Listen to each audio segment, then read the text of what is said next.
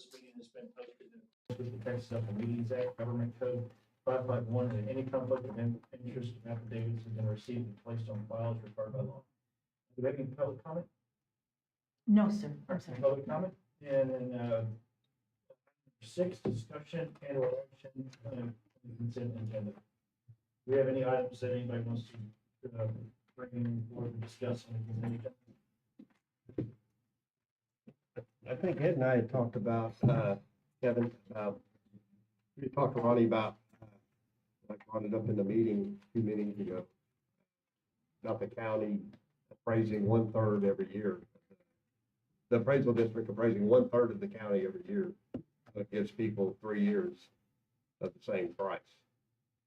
Okay, is that in the, I don't believe that's in. It's not, okay. I think we got that coming up. All right, all right. So, if we don't have any discussion on the consent agenda, any motion to approve? Motion. Second by Ed, all in favor? Aye. Motion passes. And the taxpayer liaison officers report. Terry's not here, so we will move on to discussion or action, recommendation of third party vendor, including choosing a vendor. Caitlin, Devin. Caitlin, Devin, and James. James, so James. That'd be you. It was all left on my back. No, I'm just kidding. So we did have some success within the short time period that we've had to figure this out, and we've located 3 different options. Actually, 3 of them are very different options, but I think it's good to have for the situation that we're in. Therefore, let me look at my notes here. And how does this work as far as, am I supposed to tell about my options, or are we Yeah, you creating can discuss committee? the options, because we're not, if we had a recommendation or any more time, just tell us where y'all are. You know, Sure. If y'all aren't ready, we know we can continue with this, and if you've got a recommendation to move forward, we can discuss that. Excuse me, I'm a little under the weather, but with that, we have identified 3 options. I think we would need a little bit more time to identify firmly which option we are going to go with. But one, we do have an attorney who can handle the process. Just need to discuss the details and pricing. They are experienced and have done this before. We have a former government finance officer. We also need to get the details from them. They're highly qualified, drafted and reviewed multiple RFPs, RFQs. She's actually served as an independent third party before in this sort of scenario. And then also, lastly, we've found a consulting firm. And we plan to meet with their procurement consulting firm to explore their services. We anticipate their offering may be more comprehensive and possibly more expensive than what the district actually needs, but we'll fully vet them and assess their suitability. So we would like probably another week or so. I don't think we'll need an entire month to solidify this, but I appreciate that. If you have any questions for James? On the procurement decision, if we can speak that up a little bit more, because what that does, it also allows us to also look at the minerals contract as well on the procurement, and since we're having to wait, see who's gonna be doing the procurement. The procurement I brought up to Kevin as an area to where we could probably get that third-party vendor in the office to start to think. He or she would be in charge of doing what needs to get done, with committee people from the staff. They would be reporting to your boss. Okay? That was what I was envisioning about getting the person come into the office. so your recommendation that you were envisioning before we've gone out to find a third party, is hiring somebody within the office to do this procurement process? Somebody outside the office. Oh, somebody outside the office, right, which is what we were doing. Okay, But I think what he's saying is that and I had the same vision, is that we want to, we're not just doing it, we're gonna do it for the RFP as well as the RFQ. Anytime in, And I think we're on that. go ahead. But anytime in the future, that's when we'll be using. It took us, what, 3.5 months to do what we did. Probably more. And it takes a lot of time. And looking at everything that's evolved, I think the best thing to do is exactly that, get somebody that's experienced. Start and finish, and be reporting to the board. Okay, Okay. thank you. Yes, sir. So, Sorry, guys. yeah, so if we can, some y'all think we'll need, a week or two, 2 weeks max. or, okay, 1 week, we can report back with an update. but that may feed into. We'll have here. We'll talk about that. All right, well, I appreciate it, there's no action on this at this point, so, we go on to item number, you got anything else to add? No, that would- No, I appreciate y'all's work on that. Thank you. I'm sure there's lots of time, lots of, also appreciate that. And so motion to table item number. Discussion action to identify funding source for, we need to take a vote on that motion to table. Need a motion to table. I move we table. Second by Suzie, all in favor? Aye. All opposed? Motion passes. Let's go on to item number 9, thank you. Discussion action to identify a funding source for third-party procurement.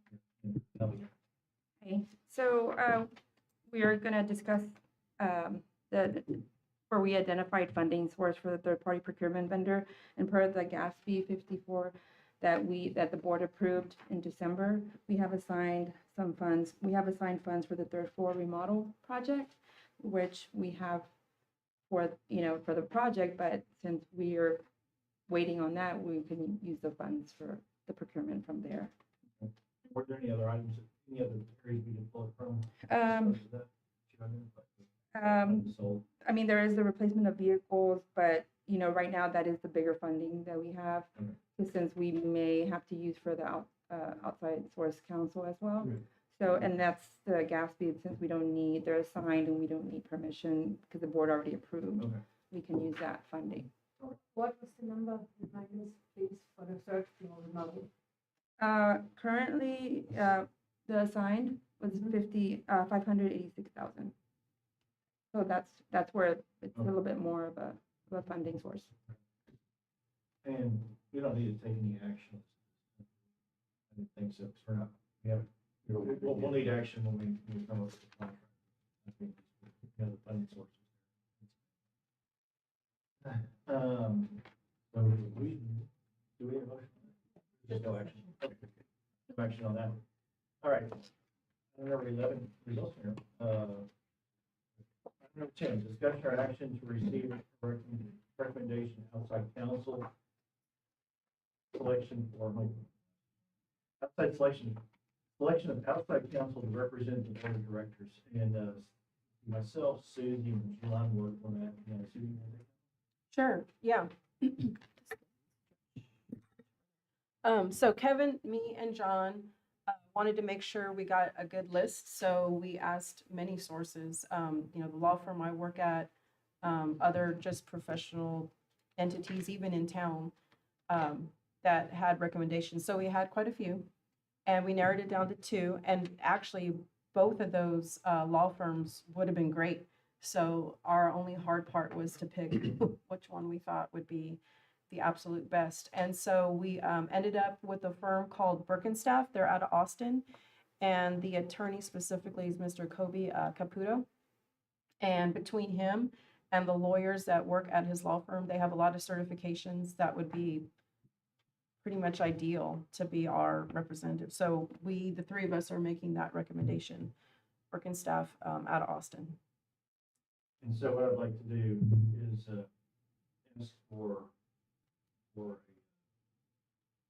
authorization to reach out to them to get a contract put together.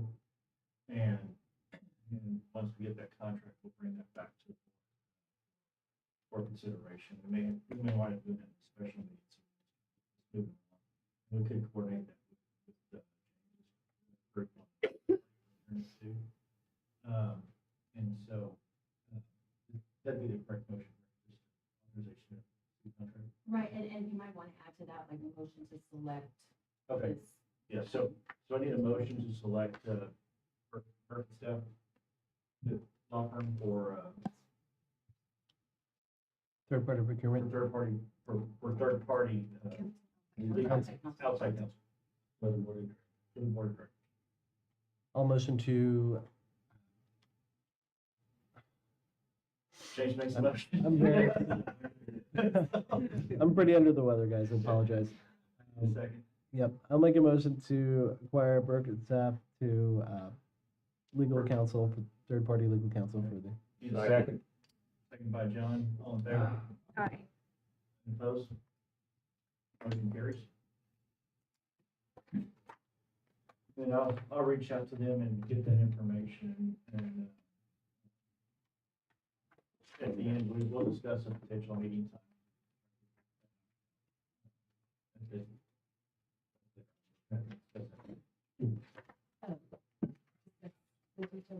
Of course, the meeting date will work.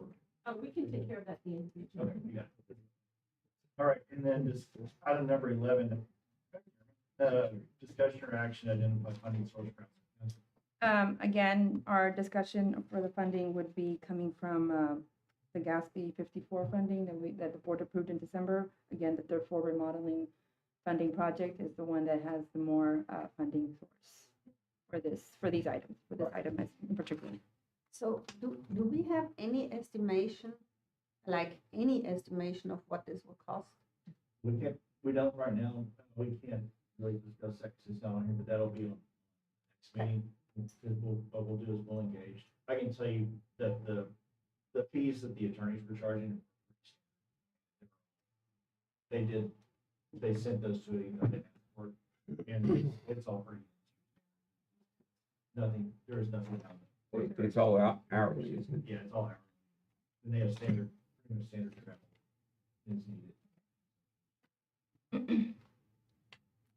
And since this pot of money with the remodel is so big, if these projects only take a little chunk out, couldn't maybe you do, and I know this will be discussion, I guess, later, but do part of the remodel, maybe?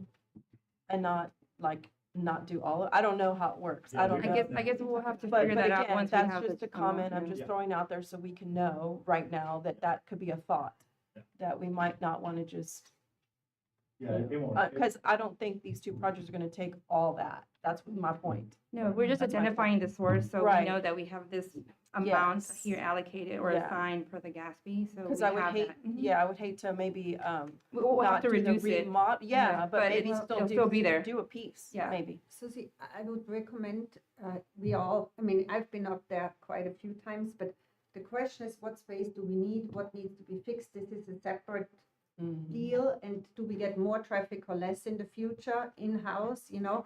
So there is some questions there that I think Excuse could, me, Yeah. sorry. I Yeah, think sorry. we're going beyond. Yeah, this. we're It's good. not the agenda, but we do have an agenda. Okay, Yeah, gotcha. We have one in the, we just have. No problem. So, so we have a motion, we have a second, all in favor? Aye. Opposed? Motion carries.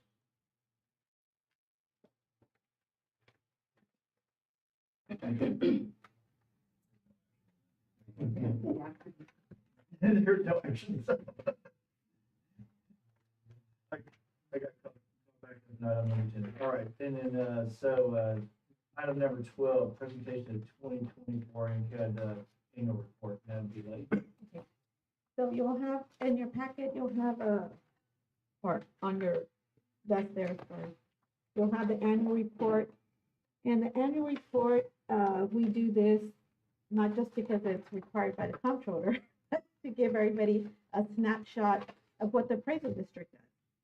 So in here, you will have, I hope everybody got a chance to go through it. And you have your executive summary, we have an introduction of what the appraisal district does. Mhm. And so, you'll have all your jurisdictions that we serve. And, so this is as of January 1st of 2024. So when you get to the page where it says governance, you'll see that all the board of directors were the board of directors as of January 1st, 2024. So I know there was other, board of directors that came in July.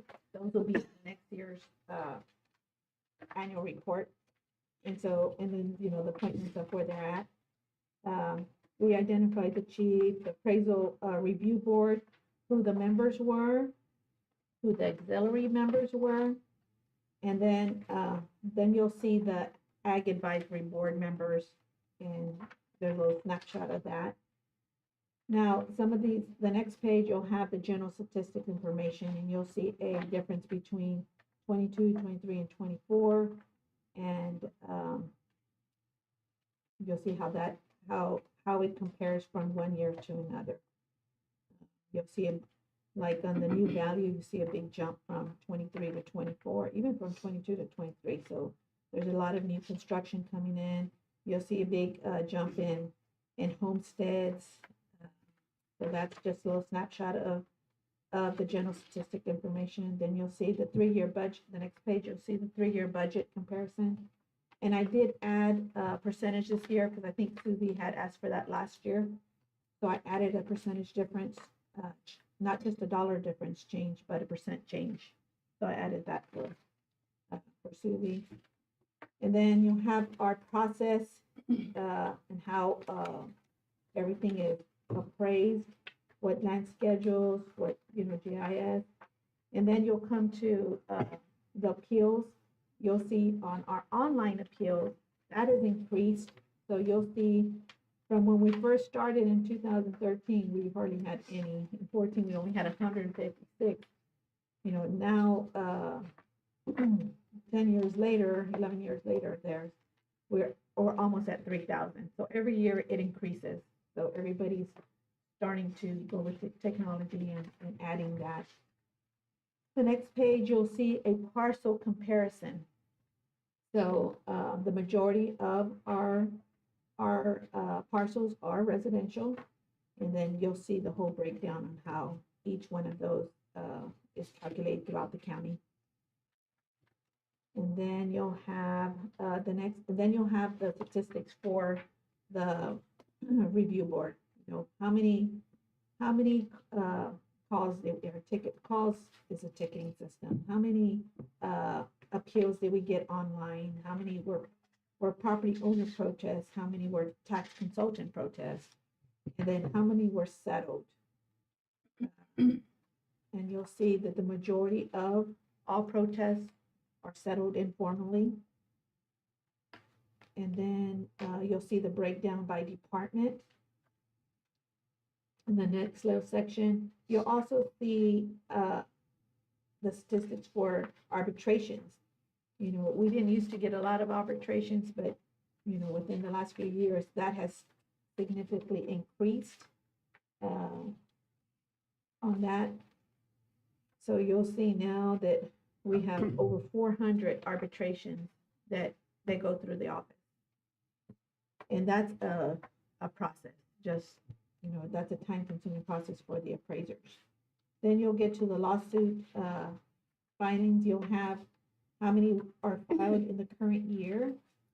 Now, some of those are just, they could be new lawsuits, or they could be amended where they tack on to the previous. And then, so those are just lawsuits. That does not include how many accounts are in a lawsuit. Some accounts have one. Some lawsuits have one account. Some lawsuits can have over 400 accounts. So that's a big challenge there. How many were resolved last year? The attorneys resolved 255 cases. That's awesome. That's a big number there. Pending, we still have 229. And these do change because we get new lawsuits all the time. Then you have the next section is, the legislative changes that happen in 23. We won't get the new one till next year, depending on what happens at this legislation. And so those are kind of the ones that most of y'all are aware of. And then you have a section on exemptions, everything that, the changes that happen there. You'll have a little chart of how many exemptions we have. Yeah, the exemptions have all increased, I think, except disabled person spouse. That one went down from the previous year. But homesteads have gone up, over 65 and spouse has gone up, solar panels have gone up. I mean, everything's gone up there from year to year. And then you'll have the protest, you'll have a little information on the equalization process. And then there's a chart on the settled on the results from the 2024 protest. Then you'll have the tax rates, the 24 tax rate. So that's information there. You can see what each entity offers or what they adopted. Some, everybody did. The school district did have to do the 100,000 from the previous legislation, and then the next page, like on page 26, you'll have our public service. These are the kind of things that the appraisal district does. One of the main things the appraisal district does do is we do go out 3 Saturdays during protest time to different parts of the county. So we will be in Port Aransas one Saturday. We'll be in either Flower Bluff, on the island, or at the school one Saturday, and then also in the rural area. Normally, probably in Rodstown or Callan. So we reach out to taxpayers so that they can come and dispute their values. And if we settle it there, then it's done. They don't have to go to board. Then the deadlines that are set out by the comptroller, those are the deadlines that the appraisal district did meet. And then you have right now, we're in a property value study. So the preliminary findings for 24 are in, not the final ones. We won't get the final ones till next year. But 12 out of the 13 school districts were valid. So that's good. And then you just have a summary of the appraisal district racial study that the comptroller, and that was last updated just recently, January. And then our maps review, we did exceed and meeting all the requirements on that part. And so you'll see the letter from the comptroller there. And then you'll have your top 50 taxpayers in Nueces County on the last page, pretty much last page. So you'll see who our taxpayers are. And then you have the information about our website. So a lot of information there. Anybody have a question? Yeah, I have a question. On page 16, on the county parcel comparison, is this done by taxpayers' payments or by size or by square footage on land? And where does industry fall into this? Because can you explain? Because for me, it's either missing or it's under, I guess, oil and gas, but which ones are, because they are biggest taxpayers back there, clearly, right? The first 15 almost. So how was this done? Okay, so this is the parcel count. So residential has 115,126 parcels. It's not value. Okay. And so when you go down to, you're gonna look at all parcels or counts under like the G category. So you'll see oil and gas. So some of those will be included in that. You'll look at the F category. There's a total of 8,230. Some of those industrial accounts, we categorize them like F1, F2. So you basically categorize the parcels in number of parcels. That's the percentage that comes out then, right? Right, that's, So that has nothing to do with the actual percentages that has of the nothing, values or any of that stuff. not the values. This is just the percentage. It's just your internal counts of how many parcels there are. Okay. So, because that makes a big difference, because for me, this parcel comparison doesn't tell me anything, because it's purely internal for you, how you calculate it, right? How you count it. I mean, for you, it means something. But do you have something like this that would show us the value comparison? On the value comparison, no. Okay. This one's just the parcel, because the state wants to know how many accounts do you have in the A category, Mhm. which the A category is all, Mhm. all Mhm. single family. Mhm. Okay. And so that's the breakdown that we have, that we, categorize it by. So it's Like- basically just the percentage of the parcels. The parcels Yeah. themselves that counts in the Thank you. county. You know, if you're looking for just 115,000 residential parcels, Mhm. we probably run a program where it'll give us just that Right. has value. Okay. If that's what you're looking Yeah. for. I can probably, maybe for next year, I can, Well, Do for like me, a it would be value much comparison? more, for the board, purely from us, from our standpoint, the valuation and the percentage of what really matters the most, right, on values, and is more important than how they are categorized in parcels. Because if we say industry is 11% here, if I take all of oil and gas as industry, which it really is not broken out anyway, or if I say then it's really not reflecting what is on the ground for us. We don't know, So that's why I was asking, because I understand that this is purely a internal deal where you have to report to the state, this is the parcels we have and this is our percentage. But it just doesn't give us any overview on where our values are, really, where the biggest assets are, where the smallest are, so but it was just a question for future. Thank you. Good when Yeah. we- on page 9, we do have a total market value, but that's just countywide. Yeah. Nueces County, and then it'll give you the taxable value, but that incorporates everything. So, next year I can, add something like that, where I can do a taxable value. There's a lot of information there. I was talking to Susie earlier this morning, in reference to this year. There's a lot of questions that many times you as elected and appointed members get asked by the public. You can refer back to this. This is basically the answers that we have to comply with the comptroller's office. It's nothing that we're gonna make up or anything like that, but it's very specific. It tells you exactly what we're doing, how we're doing, access to information or no information. So other than that, if not just pay your taxpayer, all the office or talk to me or whatever, we can give them that information. It's more specific. But in the future, it's a good little guidelines for you guys to use when you're out there talking to taxpayers, if you want. Okay? And it's also on our website. If you go under resources, and every annual report's in there from even previous years, since I think 14 or 17. One thing I want to just point out to board members is if you'll go take a look at page 9, there's where it shows the difference between the market value and taxable value. There's $18.5 billion in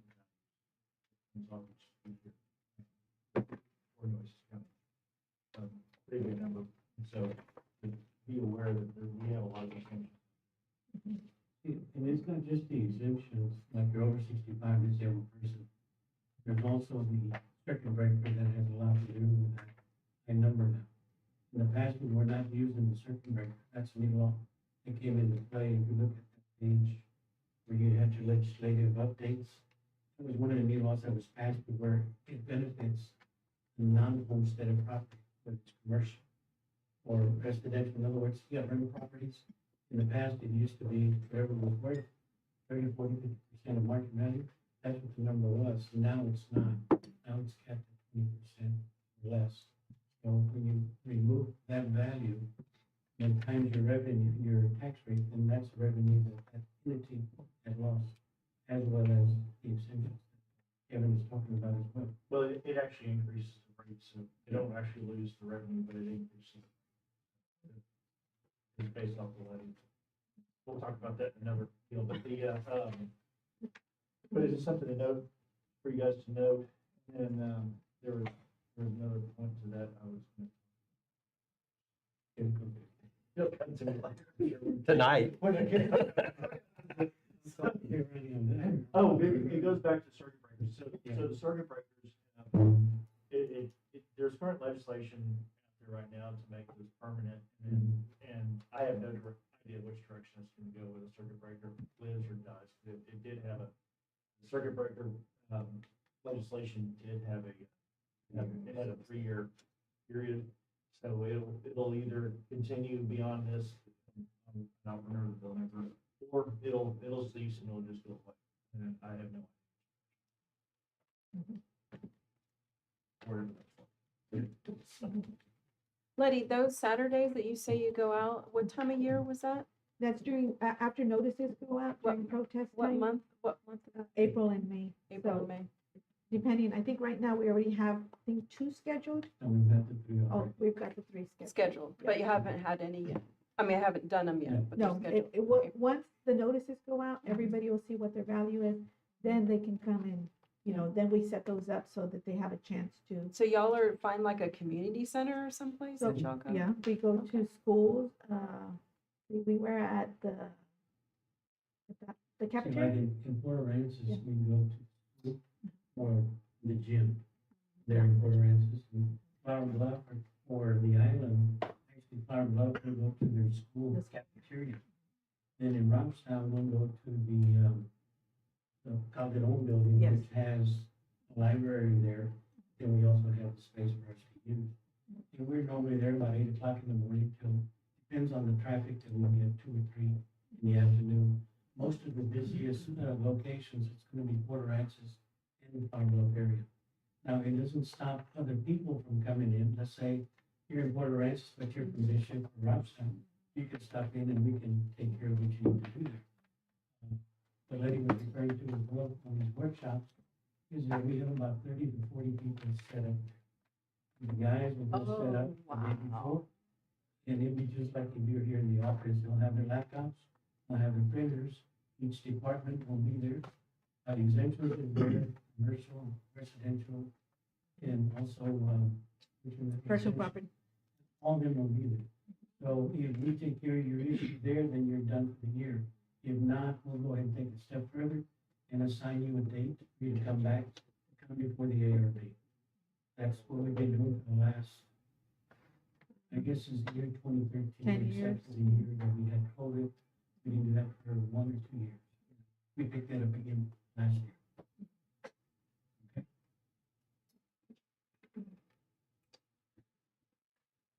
And I think James wanted, John wanted to know about the dates.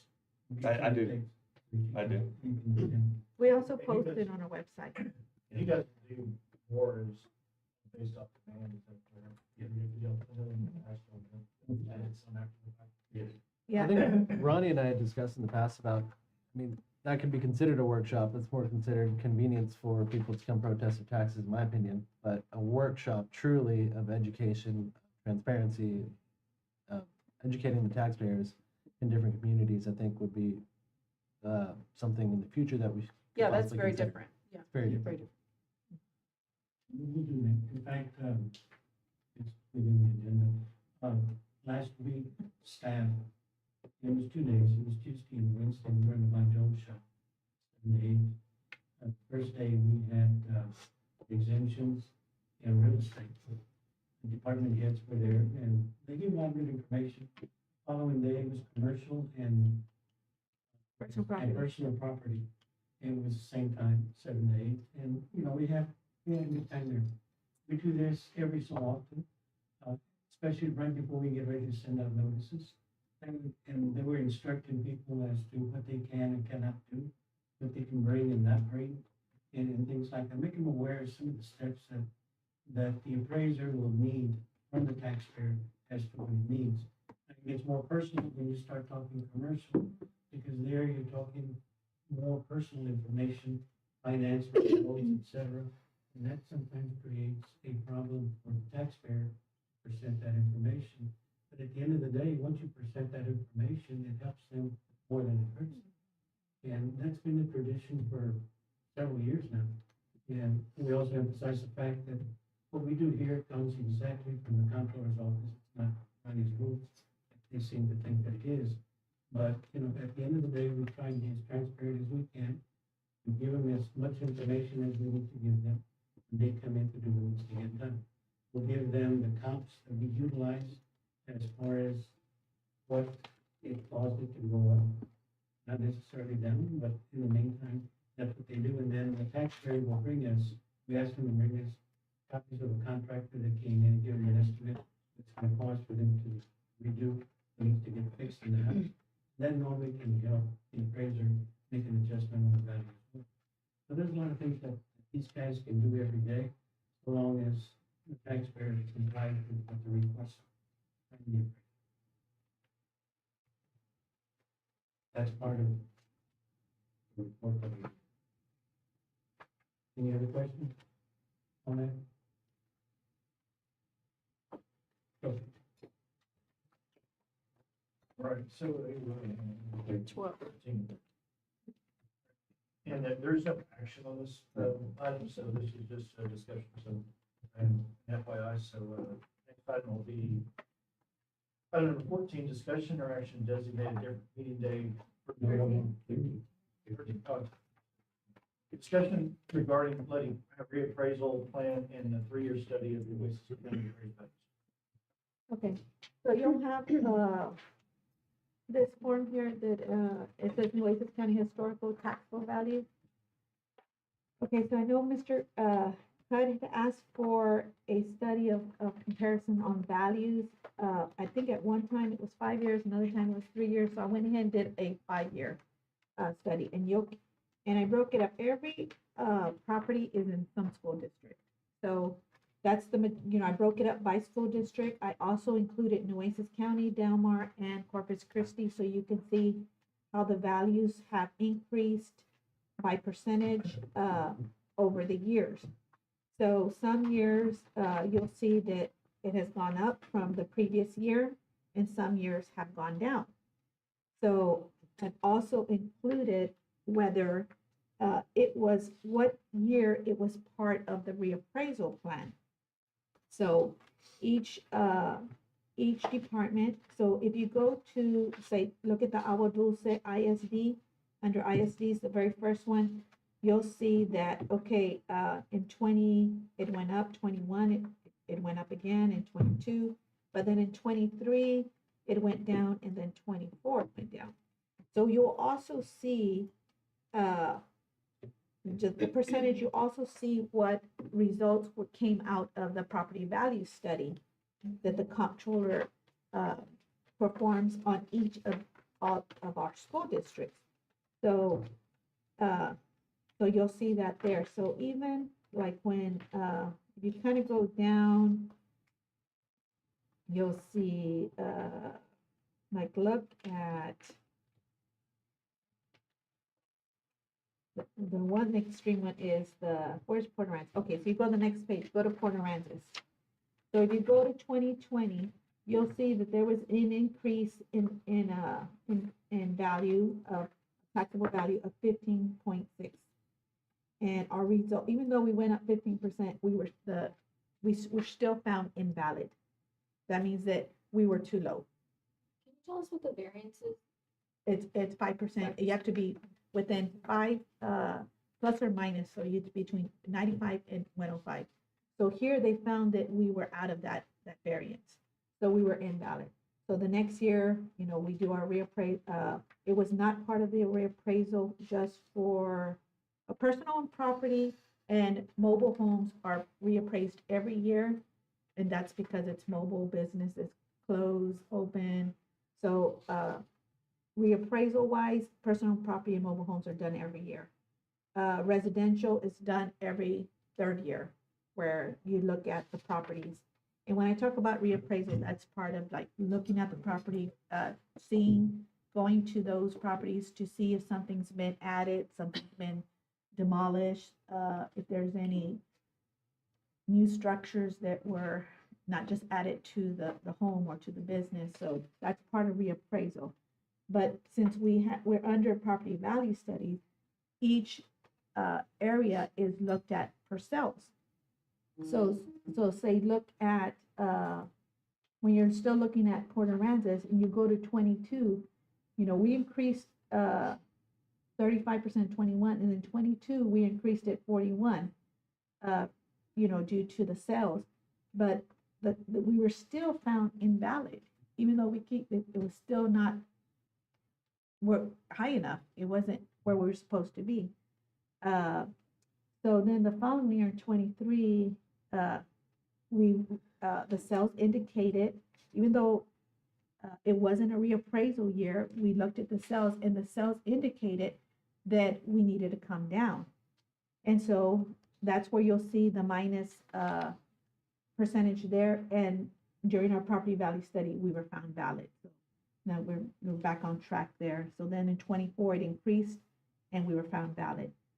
So 23, you'll see, from 20, 21, 22, you'll see more properties that have percentages have gone up.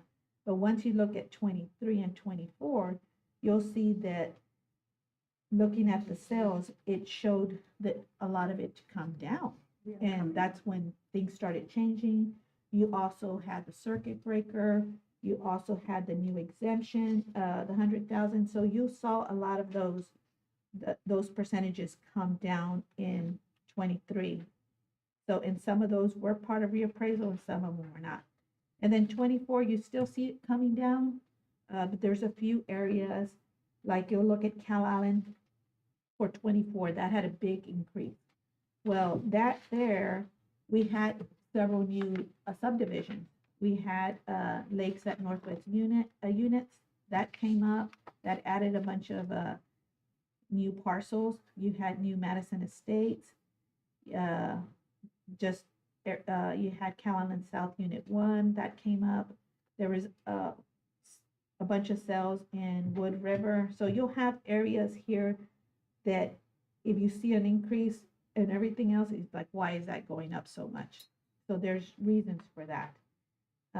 There was another one that I thought was, okay, so look at, on the second page, you'll see number 13, which is Aransas Pass.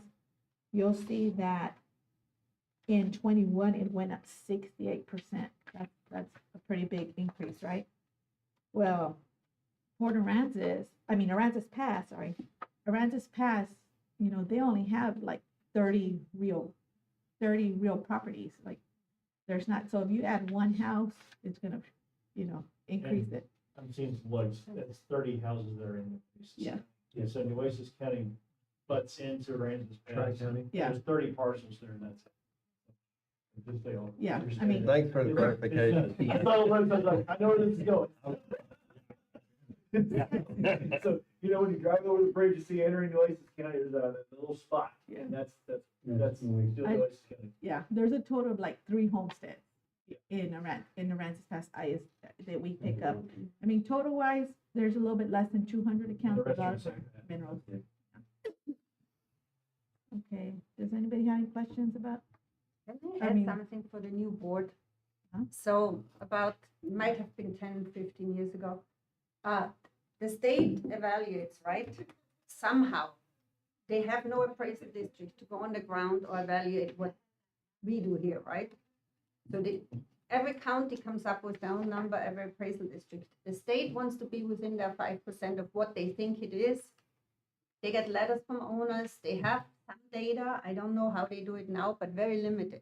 And the reason we know it because 10 years back, we were completely off in Flower Bluff, and the increase was huge for us on the ground, right? We all knew it, the appraisal district knew it, and the state said, nope, you have to be 12 or 15% higher. So we all went to state, and I mean, not just the appraisal district, the hotels, the homeowners, other people. And we found out that they have actually not a lot of basis on what they put their number out from. And we basically got the number back down to what the appraisal district had appraised it at. Having that said, that shows the dysfunctionality of the whole system. Because here is the appraisal district going out with cars, with appraisers, with information, with what you rightfully say, information to the public, with us here. Then we get the number. We think we do the best we can. And then the state comes in and says, it doesn't fit our budget. We are winging it, and we tell you what it should be. Then industry comes in, pushes it away anyway, because we still have the same values for the last 10 years that we always had. So full circle, we basically have a huge budget, huge effort for no outcome. And that is a cycle that has been repetitive. And when we first went there, and Kevin has had these fights forever, so has Ronnie, when we first went there, you know, we saw even clearer that the state doesn't have the data. Now they have a lot of stuff they push back at, but it doesn't make a lot of sense. It's just accumulated data that makes it harder to go through. The basic numbers, if we keep the big view in place, we will need to keep staying on the basic numbers and seeing what makes sense and what doesn't, and where do we need to fight with new bills and where do we not. Yeah, you know, because all these little things are a huge effort for almost no change in outcome. And that's the principal issue we have right now. And if you add the lawsuits that will get more and people have more access to it, it's a cycle down in the system, right? And I just wanted you to know that, because the appraisal district per se can literally not do anything about the values if they're not in that 5% margin. Otherwise, it gets thrown out. They have to fight it. We as population have to fight it. So there is really, there's very little room. So I just wanted you guys to have this as a background and how long this has been going on. And instead of it having gotten better over time, it actually has gotten worse. So the appraisal district is limited more and more and more in what they actually can really do. And the state is basically just telling us, okay, this is our framework anyway. And in the public, they come back and make new laws, but the new laws cost more on the ground to implement. And the outcome is worse for the appraisal district to be able to put more data in, because it restricts them more. So it has completely gone in the wrong direction. And So it's government. yeah, and so Okay. I just wanted you guys to have the background, because no one, when I talk to normal taxpayers, they do not understand. They said, oh, the state wants to lower our taxes and you guys push them up. And I'm like, well, it's not us, but the appraisal district tries to be in that framework, because if they're not, they can't pass it anyway. They can't pass the values. So it's literally, the state says we want to save taxes. On the other hand, they say we want this number from the appraisal district. It's all about school funding. Yeah, Yeah, and I that, have a and question. but everyone has to understand that on the big scale and be able to tell the taxpayers that. Let me add one more piece to that puzzle that causes these disparities. So the appraisal district pretty much can pull information up. The side of state by statute is January 1. That's the condition of property is on January 1. And I think you guys can pull stuff, what, to about March or so? Any stuff. February. Controller, for purposes of property value study, will pull sales data all the way out to August or September, I guess. Yes. And so when you're pulling data out beyond that step, especially in a rapidly rising environment like we saw in 2022, 2023, that puts a bigger disparity. And that's, if you look at those years, you're going to see, if you go look on page 2, you're going to see 2021, 22. See all those imbalance? Yeah. Everybody see those? That means we failed the property value study. The appraisal district, according to the state of Texas, said they were appraising properties too low. And on year 3, you see the yellows on the school districts. That means that the state of Texas reduced their funding because the appraisal district valued the property. They're claiming valued those properties too low, despite you see the massive increase. And then so they're withholding funding from the school districts as a result. And so you kind of have to have a picture of a general good holistic picture of what's going on here and where we can identify and fix it. Because a lot of the things that we do, we've expressed to the comptroller, like 2, 3 years ago, that if they would stop one in September, maybe ended in May, then we have a better chance of passing these property value studies. Because what affects these school districts, especially Puerto Ranches, they got the high volume properties, they use September. They'll do a time change for it, but it's not enough. Majority of the appraisal districts throughout the state of Texas will stop their work in the month of March. Why is that? Because in the month of April is when all reappraisal notices begin to go out. So actually, we're not doing physical, inspections of properties anymore. We're here obligating the taxpayer. So that's what we had asked the comptroller. We send a letter, certified return receipt. We figured that it got there. They ended up in the trash because we're still under the same rules. See, other appraisal districts has tried to do the same thing, but they just seem to turn a deaf ear into that. And they will tell you, we've gone to several conferences. I think last year was the one where Letty was, I think one of the girls back there, I had gone to, and it was a comptroller who was making the basic structure as to what they do and don't do. It wasn't the actual comptroller, it was the ones underneath him. And their answer was because we can't. Okay? This is what came from them. So a lot of people are not too happy about it because that's who they are. And we have a lot of issues with that, but we try and work with them as much as we can with the information that we have. And we go from there. We've been very fortunate that over the last years, we've been able to do what needs to get done. There was a couple of years there where all of a sudden your property value studies are on the downside. And that was throughout the state of Texas, not just here in Nueces. That one year, 13 school districts, 12 didn't pass. The only one that did pass was our Nueces school district. Okay? So this year, the only one that didn't pass was Nueces, but they're okay because they're at a high number, they're not at the low number. So they're fine. So actually, we're good to go, but if they would just work with the appraisal district a little bit more, these numbers will reflect that. One of the big solutions to this would be to get this statute where the appraisals are coming in at the same time. It's where the controller is evaluating the properties for purposes of PBS in the same schedule. And that's a huge piece of what needs to happen. That's been communicated to the legislature, but whether they comprehend or want to do anything. So is the controller taking a sample? Yes. Okay, you're doing 100%, Mhm. and they're taking a sample. Mhm. So your numbers are right. As far as we know, our numbers are pretty much online with what needs to get as far as market is. The goal there, like we keep referring to, it's 95 to 105%. If you're less or over, that school district will get punished. Okay? So we have to be in that moment. It takes a lot of work.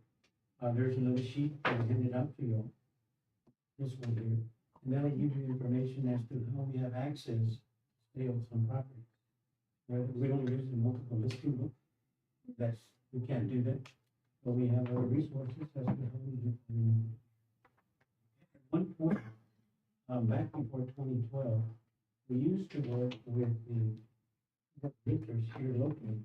We used to have access to the listings of sales and listings of the ones that were for sale. They were sold and obtained properties before 2012. Thank you. Now we can't have access to that MLS. We tried to go back in, I think it was 2012 or 2013, and we made a presentation to them, and at first we thought we were gonna go to, but the brokers, the ones I think were older than realtors, and the brokers have said, no, that's not gonna happen. And of course, your biggest lobbyist in the state of Texas is your realtor. So they're the ones who can control what it is that we need to do or not. So is the only recourse for us having invalid findings taking funding away from the school districts? That's what the state does if there's been 3 invalid findings in a row. Right. But there's nothing else that, it's just, we're just gonna take money from the schools, even though the schools aren't appraising their own values. It makes all no sense. Is that right, though? Am I 100% right. understanding Yeah, that? yes, you're Okay. 100% right. You know, the biggest problem I have with this, at the beginning, if you have increases that actually benefit the whole system, the schools by the end and the public with the infrastructure and all that, it makes sense.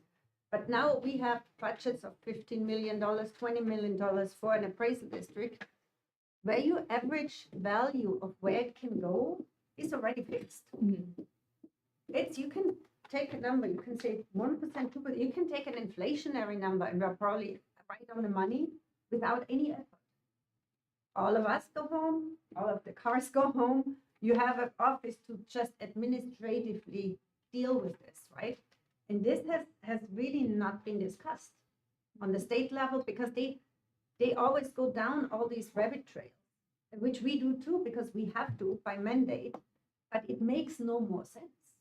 I To just ha- feel like yeah. those ISDs would be standing on their heads over this, Well, like they're the ones being punished. Yes, and they are, and So- then if your enrollment goes down, it gets even worse, which it will. Right.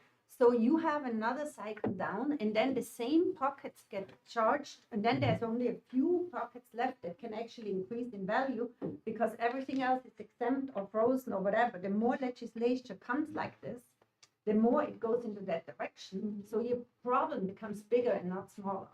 See, and then the other issue that's coming down the pike is your voucher system.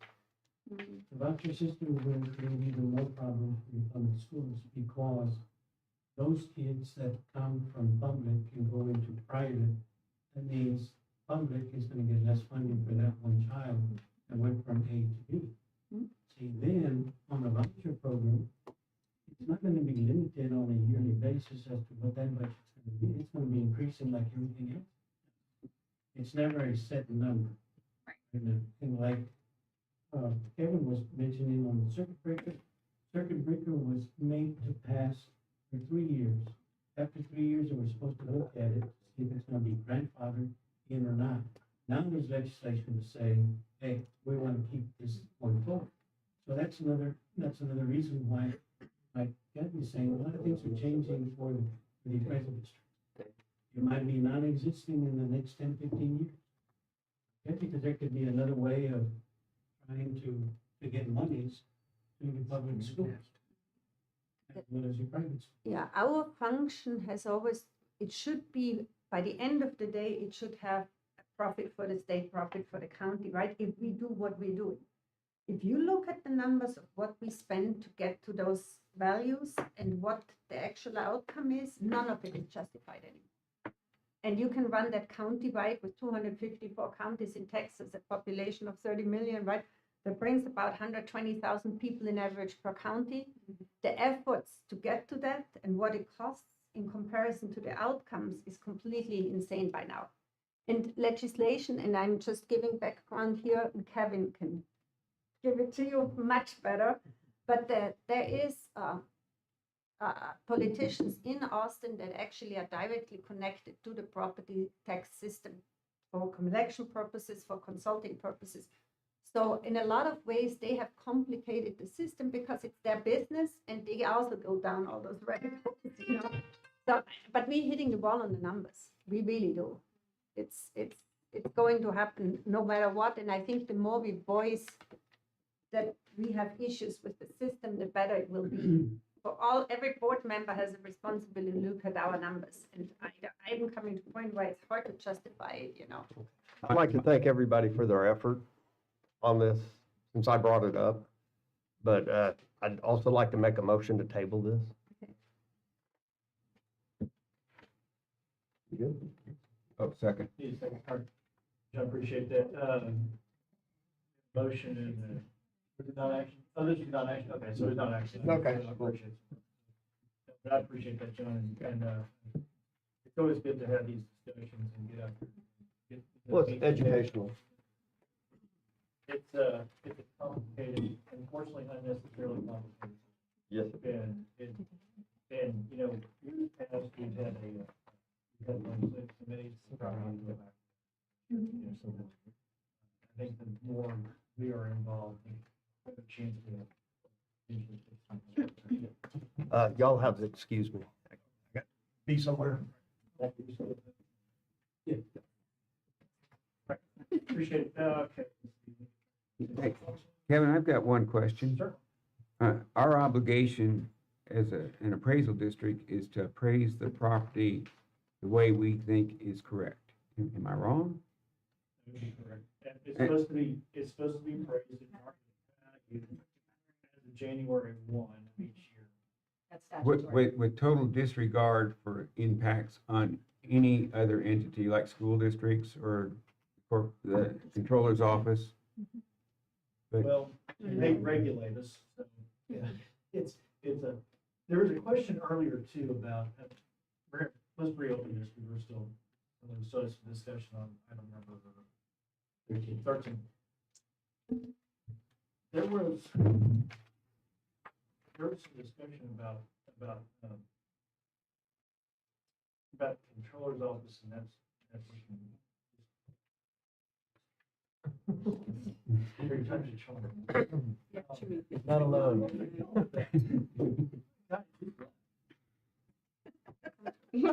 I think it would have been wonderful if we heard it. But You know, think of it as. You said, What were you saying again? Just repeat what you said. our obligation is to do what we think is right as an appraisal district, to appraise the property for the value that we feel is right with total disregard for any other entity. School districts, controller, that's not our concern, not our primary concern. Well, so the controller does, the appraisal district has to appraise within those boundaries where, as you see it, we have these ramifications. And so in that regard, it's kind of a fox garden, and that's from the controller's side. As far as the school districts go and the taxing jurisdictions go, that is correct. It is completely separate. Like if a taxing jurisdiction isn't gonna come up to us and say, hey, we need our values increased. Because it's not gonna, that doesn't do them any good. And when I go through the TNT later on, I'll explain that, but taxing jurisdictions are capped on how much they can increase by through the TNT, which is 3.5%. Then it can only go up to the amount. So whether that appraisal value goes up or down, it's all about the levy. It's not about the. So that's the big key to this, is that the value does not drive the tax rate. And the levy, it's the amount of taxes went up are based on, of course, the appraisals and That's the every budget. time an exemption goes on, somebody gets pulled out of that pool, it causes that levy, the levy still stays the same, so it causes that rate to go up to mean that. So I'll whiteboard all this stuff out for you guys when I do this TNT, and it's gonna be a real eye. But when the controller comes in, when the controller comes in and says, my sample says you're wrong, and we feel we're right, shouldn't we fight that? No, we do, and they do, Yeah. we do. Problem is. Do we lose? Don't fight your own boss, that's the problem. And we have been up there, that's exactly right, you're 100% right. But by the end of the day, the state is the boss. I mean, it's just what it is. And that's why it makes no sense. So there are times when we do have an invalid finding that we will reach out to the school district, ISD, and say, do you want us to protest this for you? And sometimes they do, and sometimes they don't, depending on what year you're at. So if you're, say you don't pass the first year, more than likely, it's not going to affect the school district, so they choose not to go through the expense of the protest, right? And then the second year, they're like, okay, well, you're a little bit closer, well, maybe we won't protest. But then by the third year, you'll see that, I think it was Robstown, was, let's see. Yes, Robstown was invalid, but they said no, even though we raised it, 22%, that's a lot for Robstown. They said, no, we want you to protest. So we did the protest, And then we became valid. They're like, okay, we agreed that these, and the protest is very time consuming because you have to look at every account that the comptroller looked at. And every stratum, if you have, so many accounts in this category, there's like all these categories that you have to look into. So we have to review each one of those, and they wanted us to do that.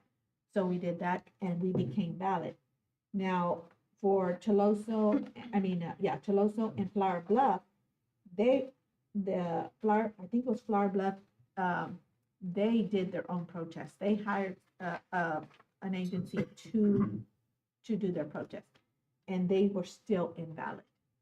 Who funds the protest if we do it? Who, what? If the school district does it, they pay for it. But if we protest, We go ahead. we We fund it. take care of it. Yeah, we take care of it in-house. Now, if you do continue to have invalids for more than 3 years, the consequences to the appraisal district are grave. They can not, one of the things they can do is the comptroller can come in and to just take over all the appraisal district. So that's why we try real hard. I mean, the information that we get is what we can use. I mean, we can't just increase it just because the previous year, we didn't pass. We have to have the evidence and the information in order to increase or decrease. So, and sometimes we're invalid, even though we've increased it.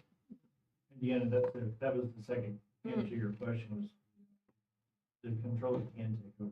I don't know. Do you know if anybody- Not yet. Not yet, but I'm sure it's. We don't want to be the first. We don't want to be the poster child for that either, so it's a fine song and dance it has been, unfortunately, and it's just getting more and more common every time. Thank you. Anything else? Anything else? Thank you guys, that was informative.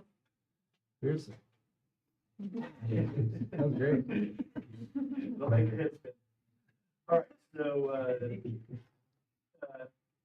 if we don't have anything further, we'll close out item number 13 and move on to 14. Into our actions to designate different meeting day for the board of directors, regular meetings. We talked about this before, but I think we had some people missing.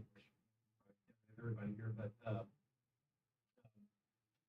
we discussed moving the meeting date to Thursday, the second Thursday as opposed to the second Wednesday. How does that work for those of you?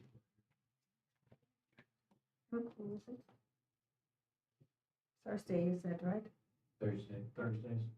That's fine. Does that work? No problem. Did y'all make that change? Would The reason- the would it reason be for that- possible to do it to 9:30 instead of Change 9? the time, yeah, we change the times. That'd be great. Would that be good for you guys? It's just because I come from the island and I go to the office first. And it just makes it easier We if can that's do a 9:30, we can possibility. even do 10. We got a It's up to you guys. 8 a.m. Thursday Anything- obligation every Thursday typically. So you have Would an it be- 8, so Irene, would that be something we could send via email and get a poll on or within 6 a.m. every day. time frame? Would that get anybody in trouble? It's not really good. Yeah, so I just want to make sure if we change it that we're not screwing somebody Yeah. else's schedule up. I know we decided to do this, we decided to do this on Wednesdays. Yeah. So I don't want to be cutting somebody out if we change the date, and that's what my concern is. Just worried about that. So you're looking at Thursday, 9:30? Thursday, 9:30, does that work for everybody? I also have a standing Thursday 8, so I could do 10, but 9:30 is hard. Why do you do Fine. that? That's fine. My time is fine. Most of the time, these meetings are. Yeah. Sometimes you have. Or you will leave it? Or we can leave on Wednesday. I just can't do 9 on Thursday. Okay, 10 Thursday. 10, Same boat. 10, 10? Yeah, 10 will work. does that work? We'll move these meetings, now, before we make an official action on this, remember, we also are talking to some consultants about things we would need to also discuss that. with them. So before we make the official movement, let me see if we talk to the attorney. Because that's the other piece of this puzzle, so we'll need to make sure that meets with them time, they'll be here, you know, but we need them to be able to get here. I just need to double check. Yeah, let's table the item and then we'll bring it back and then we can, with the recommendation, reaching out, and then we'll just confirm that. On that item. So, I need a motion to table item number 14. Motion. I know we table it. All in favor? Aye. Opposed, same sign.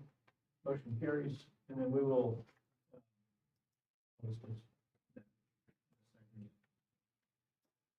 All right, discussion and receipt of lists of, item number 15 here. Discussion and receipt of a list of active appraisal district contracts. So there, you have a list of contracts in your packet. This was requested, I believe, a couple meetings ago. And I've put together just the contracts that are RFP required, RFQ required, and there are 10,000 and above. Of course, it also includes all the 50,000 and above. So these are the list of contracts that we have and the costs and the terms, what it's for, the department, and the contractor. I know we do have to go out for bid on the depository for the bank, but that's not due until May 2026.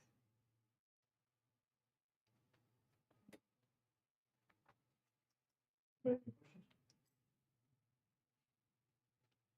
All right. Thank you very much, appreciate it. Thank you. And let's see here, discussion or action to amend board director policy manual.